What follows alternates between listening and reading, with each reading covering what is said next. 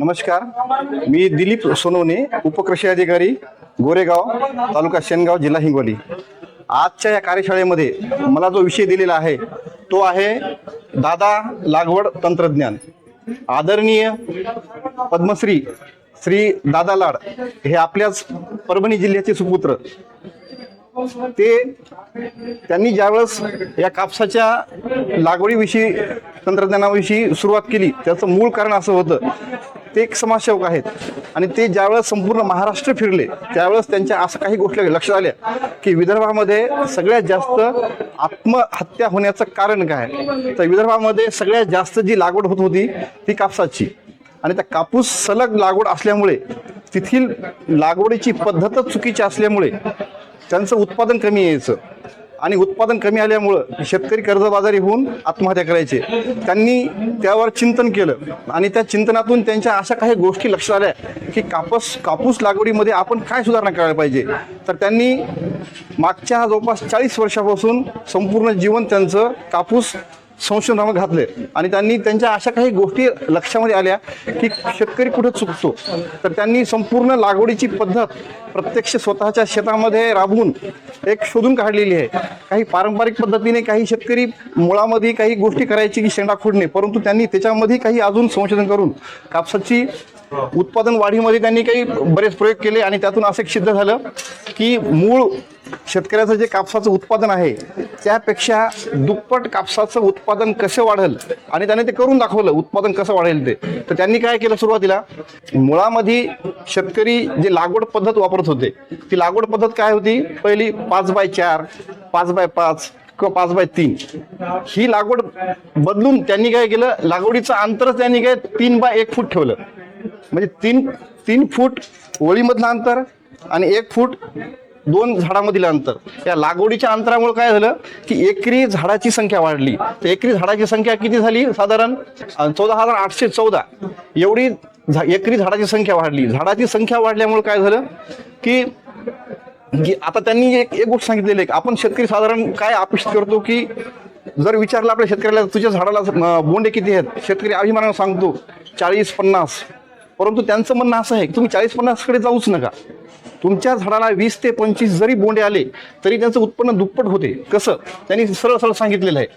आता काही गोष्टी मी तुम्हाला हे सगळ्यात शेवटी सांगतो, परंतु त्यांनी केलं काय यासाठी की तंत्रज्ञान त्यांनी म्हणजे शोधून कसं काढलं. त्यांनी पहिल्यांदा काय केलं, लागवडीचं अंतर कमी केलं. लागवडीचं अंतर केल्यामुळे काय झालं, झाडाची संख्या वाढली. झाडाची संख्या वाढल्यामुळे काय झालं की त्यांनी दुसरी एक गोष्ट केली की गळफांदी आणि फळफांदी ही याच्यात काही गोष्टी त्यांनी नवीन करून दाखवल्या. आता ज्यावेळेस कापसाचं झाड 40 ते 45 दिवसात होते त्यावेळेस काय होते, त्या झाडाची गळफांदी, ही जी गळफांदी आहे खालची, ही गळफांदी आहे, ह्या गळफांदी आहेत. कापसाच्या झाडाला साधारण 3 ते 4 गळफांद्या येतात, आणि त्याच्यावर या इथे उथवर ह्यावर फळफांद्या असतात. त्यांनी सगळ्यात जी महत्वाची गोष्ट केली की ह्या गळफांद्या काहीच कामाच्या नाहीत. गळफांद्यामुळे काय होते, झाडाचा पसारा भरपूर वाढतो. शेतकऱ्याला वाटते माझं झाड खूप मोठं आहे, मला उत्पन्न पण तसं होईल, पण तसं नाही होत. कारण गळफांदीला कुठल्याच प्रकारचं फळ लागत नाही.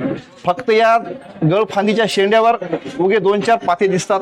त्या 2-4 पात्यासाठी शेतकरी तो झाड तसंच ठेवतो, आणि या झाडाला लागणारं सगळं जे खत व्यवस्थापन आहे हे सगळा खत 70% खत ह्या गळफांद्यात खाऊन घेतात, आणि उरलेले जे 30% खत आहे 30% खत याच्यावर, म्हणजे जिथं प्रत्यक्षामध्ये बोंड लागायले आहेत त्या बोंडाला फक्त 30% खत मिळतो, आणि सगळा खत ह्या गळफांद्या घेतात. आता गळफांद्यात दुसरं वैशिष्ट्य काय आहे की त्या जे समांतर झाड आहे असं वर, ह्या समांतर वाढतात वर, आणि ह्या ज्या फळफांद्या येतात ह्या अशा जमिनीला समांतर वाढतात. आता त्यांनी पहिली गोष्ट काय केली की ह्या गळफांद्या कट केल्या. इथून या खोडापासून 1 इंच अंतर सोडून गळफांद्या कट केल्या.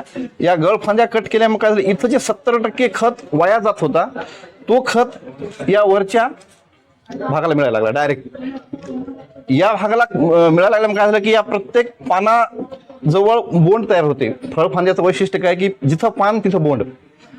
अगोदर काय होतं, ज्यावेळेस शेतकरी ह्या फांद्या ठेवत होते त्यावेळेस या फळ फांद्याला जे बोंड लागायची ते इथलं ठोकर असायचं, शेंड्यापटली बारीक. म्हणजे काय होतं, समांतर बोंडाची साईज असायची नाही. नंतर काय झालं की ह्या गळफांद्या काढल्यामुळं सगळ्या बोंडाची साईज सारखी झाली. साईज सारखी झाली मग काय झालं की बोंडाची साईज वाढली, आतमधल्या कापसाचं वजन वाढलं. त्यांचं म्हणणं असं आहे की तुम्ही प्रत्येक झाडावर फक्त 20 ते 25च बोंड ठेवा, 40 ते 50 बोंड ठेवण्याच्या भानगडीत पडू नका. त्यांनी एक गणित मांडलं. गणित काय मांडलं, एकरी झाडांची संख्या किती आहे, 14,814 आणि एका झाडावरील बोंडाची संख्या 25 धरली आपण अंदाजे, एक 20 ते 25, आणि एका बोंडाचे वजन 6 ते 7 ग्रॅम धरलं. एक 7 ग्रॅम किंवा 6 ग्रॅम जरी धरलं तर 6 ग्रॅम एका बोंडाचं वजन, एका झाडाचे बोंड 25 सगळं 150, 150 ग्रॅम एका झाडाच्या कापसाचं वजन, 150 गुणिले 14,814 त्याचं वजन होते 22 क्विंटल 22 किलो होते. म्हणजे साधारण आपल्या शेतकऱ्याचं आजचं उत्पादन एक 6 ते 7 क्विंटलच आहे. जास्तीत जास्त हायेस्ट 10 क्विंटल पर्यंत होतो, पण त्यांनी डायरेक्ट 22 क्विंटल पर्यंत नेलं. हे फक्त या छोट्या गोष्टीमुळे घडलं. गोष्ट खूप छोटी आहे, कारण जिथं हे फुकटचं खत वाया जात होतं ते खत वाचलं, तेच खत इथं उपयोगी आलं. आता दुसरी गोष्ट, इथं बचत आहे, कशाची, खताची बचत आहे. 70% खत इथं वाया चालला होता, 30% मिळू लागला. याच्यातला फक्त 20% खत अजून याच्यामध्ये जर वाढवला तर 50% व्हायला लागलाय. तेवढ्या खतामध्ये हे वरचं उत्पादन वाढते, खालचा 50% खत वाचतो. म्हणजे खतामध्ये बचत झाली. दुसरी गोष्ट, उत्पादनामध्ये वाढ झाली. आता तिसरी गोष्ट, सगळ्यात महत्वाचं काय आहे, शेंडा खोडणे. हे झालं गळफांदीचं. गळफांदीमुळे हे किती उत्पादन वाढतं हे तुम्हाला सांगितलं आहे. शेंडा खोडण्यामुळे अजून काय होते, ज्यावेळेस झाड 80 ते 85 दिवसाचं होते त्यावेळेस काय करायचं, साधारण एक झाड कमरेत का लावून त्यावेळेस त्याचा पूर्ण वरचा शेंडा खोडून घ्यायचा. शेंडा म्हणजे वरचं अगोदर कवळत नाही, चांगलं 6 इंचाचं वरचा शेंडा खोडायचा, जेणेकरून शेंडा खोडल्याच्या नंतर काय होईल की वर जाणारं जे अन्नद्रव्य आहेत ते खालीच दबल्या जाईल आणि संपूर्ण या प्रत्येक फांदीला, प्रत्येक बोंडाला ते मिळून जाईल. म्हणजे डबल याच्यामुळे झालेला फायदा आणि डबल याच्यामुळे झालेला फायदा. ह्या गोष्टीमुळं शेतकऱ्याचं उत्पन्न हमखास 20 क्विंटलच्या वर तर जातेच जाते. आता याला काही सपोर्टिंग गोष्टी आहेत अजून काही उत्पादन वाढण्यासाठी. त्यांचं म्हणणं आहे की सघन लागवड केलीच. अजून एक त्यांनी म्हणलं की ठिबक सिंचनाचा वापर करायचा, म्हणजे पाण्याचा वापर करून ठिबकचा जर वापर केला तर झाडाच्या बुडापर्यंत पाणी जाते, झाडाला योग्य पाणी मिळते. दुसरी गोष्ट, फर्टिगेशन. जे खत आपण खाली फेकून देऊ लागलो ते त्यांनी ठिबक सिंचनाच्या मार्फत जर खत दिले तर खतामध्ये बचत होते. डायरेक्ट या पांढऱ्या मुळांना खत मिळतो आणि झाडाची जोमदार वाढ होते. तिसरं, गळफांदी व्यवस्थापन. ते आपण पाहिलं, गळफांदीचं काय करायचं की 40 ते 45 दिवसाच्या नंतर ती गळफांदीचं आपण कट करायचं आहे. ती फांदी कट करताना काय करायचं आहे की फक्त 1 इंच सोडून फांदी कट करायची आहे. फांदी कट करताना निर्जंतुक कटर वापरायचं आहे. वातावरण कोरडं पाहिजे. दमट वातावरण असेल तर ज्या ठिकाणी ते कट केलेलं आहे त्या ठिकाणी तिथं बुरशीचा वाढ होऊन ते झाड, त्याला बुरशीचा अटॅक होऊ शकतो. त्यामुळं त्या काही गोष्टी करायच्या आहेत. हे झालं गळफांदीचं. शेंडे खोडण्याचा तोच फायदा सांगितला. पूर्ण बोंडाची सगळी साईज होते, उत्पन्नात वाढ होते. एकूण काय तर याच्यामुळे जे होणारे फायदे आहेत तुम्हाला मी सगळे सांगितले की एकरी झाडाची संख्या वाढल्यामुळं उत्पादन वाढते, खतावरील खर्च निम्म्यावर येतो, बोंडाचे वजन वाढून उत्पादन वाढवते. उत्पादन वाढ किती होते ते तुम्हाला मी सांगितले, 22 क्विंटल पर्यंत ते. अशा प्रकारे दादा लागवड तंत्रज्ञान शेतकऱ्यासाठी अतिशय फायद्याचं आहे. आपल्या कृषी विभागामार्फत आपण जर हे तंत्रज्ञान शेतकऱ्यापर्यंत जर पोहोचवलं तर आपल्याला यावर्षी अतिशय खूप चांगली संधी आहे की हे तंत्रज्ञान शेतकऱ्यापर्यंत पोहोचण्यासाठी. याला मान्यता ICAR ने सुद्धा मान्यता दिलेली आहे.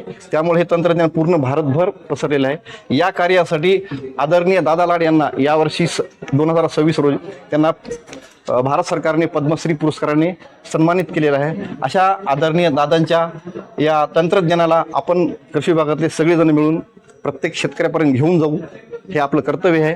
आणि शेतकऱ्याच्या उत्पादनात वाढ करू, हेच आपण त्यांच्यासाठी केलेली एक आपण सर्वात महत्त्वाची दादासाठी एक सहकार्य राहील आणि त्यांचे उत्पन्न वाढ केल्यामुळे शेतकरी आनंदित होईल.